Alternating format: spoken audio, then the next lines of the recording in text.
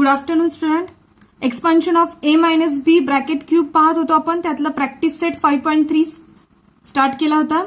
Expansion ए minus b bracket क्यूबचं काय होतं? ए cube minus 3a square बी plus 3ab square minus बी cube. Okay, त्यातलं आता आपण बघतोय क्वेश्चन नंबर 4. 58 चा काय करतोय आपण? क्यूब करतोय. Okay, 58 cube. 58 कसं हे करू शकतो आपण? 60 मायनस 2 ब्रॅकेटचा क्यूब. याच्यामध्ये ए काय झाला तुमचा 60 आणि बी काय झाला 2. ओके, फॉर्म्युला वापरणार आहे आपण ए मायनस बी ब्रॅकेट क्यूब. ए क्यूब मायनस 3a स्क्वेअर बी प्लस 3ab स्क्वेअर मायनस बी क्यूबचा. ओके, 60 काय ए आणि बी काय 2. ए क्यूब म्हणजे कशाचं येणार आहे? 60चा क्यूब मायनस 3 इंटू ए म्हणजे 60, 60चा काय करतोय स्क्वेअर इंटू बी, बी म्हणजे काय 2 प्लस 3 इंटू 60 इंटू बी स्क्वेअर म्हणजे काय करतोय आपण 2 चा स्क्वेअर करतोय. ओके, मायनस बी क्यूब म्हणजे 2 चा क्यूब. ओके, आता 60चा क्यूब, 6 चा क्यूब किती येतो? 216 आणि 0चा क्यूब 1 2 3. ओके, मायनस 3 इंटू 60चा स्क्वेअर, 60चा स्क्वेअर किती? 36 and 00 into 2 plus 3 into 60 into 2 चा स्क्वेअर 4 मायनस 2 चा क्यूब 8. ओके, आता मल्टिप्लिकेशन करून घेऊया. As it is minus 3 into 2 6 आणि 6 इंटू 36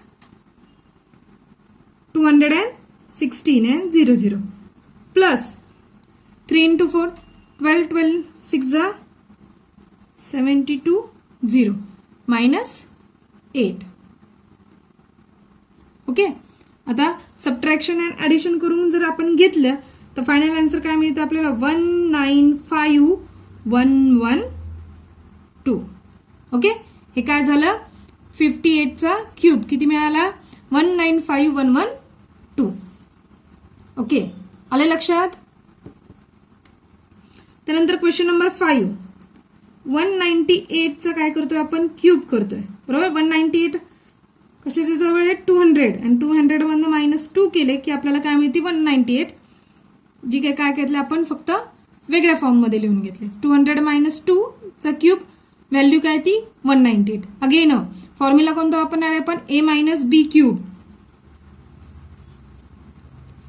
ए क्यूब मायनस 3a स्क्वेअर बी प्लस 3ab स्क्वेअर मायनस बी क्यूब. ए काय इथे 200 आणि बी ची व्हॅल्यू काय? 2. ओके,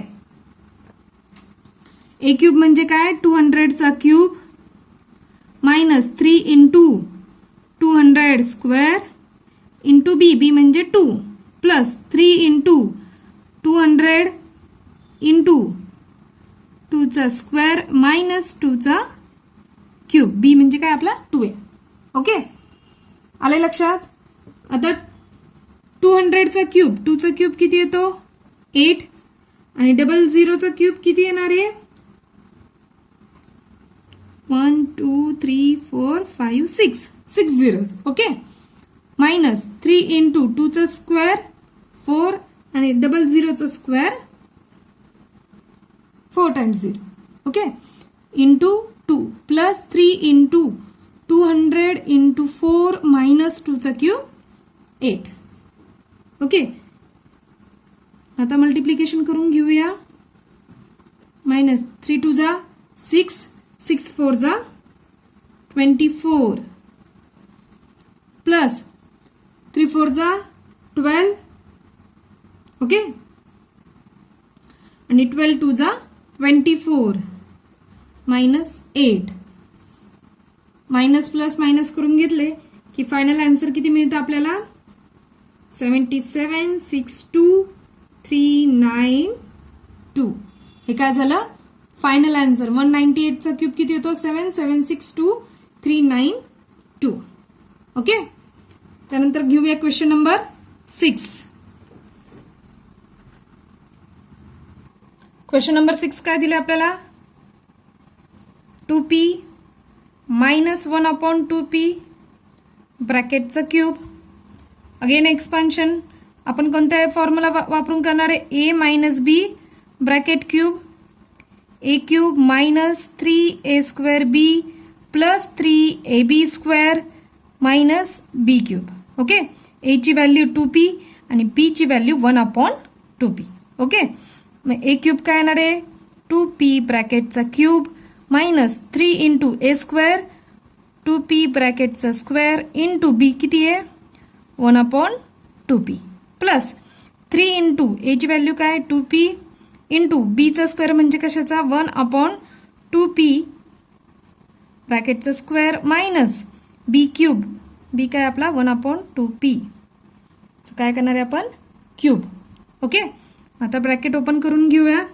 2 चा क्यूब 8, p चा cube p cube minus 3 into 2 चा स्क्वेअर 4, p चा square p² into 1/2p plus 3 into 2p into 1 चा स्क्वेअर 1, 2 चा स्क्वेअर 4 अँड p चा स्क्वेअर 4p².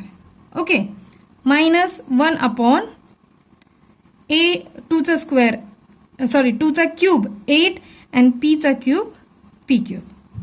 ओके, मग आपल्या या स्टेपमध्ये काय मिळालं? 8p cube minus 3 into 4p² into 2p plus 3 into 2p into 4p² minus 1/8p cube. Okay, आता आपण सिम्प्लिफाय करून घेऊया. सिम्प्लिफाय करताना काय येणार आहे? फर्स्ट स्टेपमधला 8p cube as it is minus 3 into 4 p² म्हणजे काय? पीचं किती वेळा मल्टिप्लिकेशन करतो आपण? 2दा into 1/2p plus 3 into 2p into 1/4p into p, काय इथं p² आहे म्हणून, मायनस 1/8p क्यूब. ओके, आता सिम्प्लिफाय करताना बघा काय होणार आहे? हा p आणि हा p काय आला? कॅन्सल. 2 1 जा 2, 2 2 जा 4. ओके, हा p आणि हा p गेट कॅन्सल. 2 1 जा 2, 2 2 जा 4.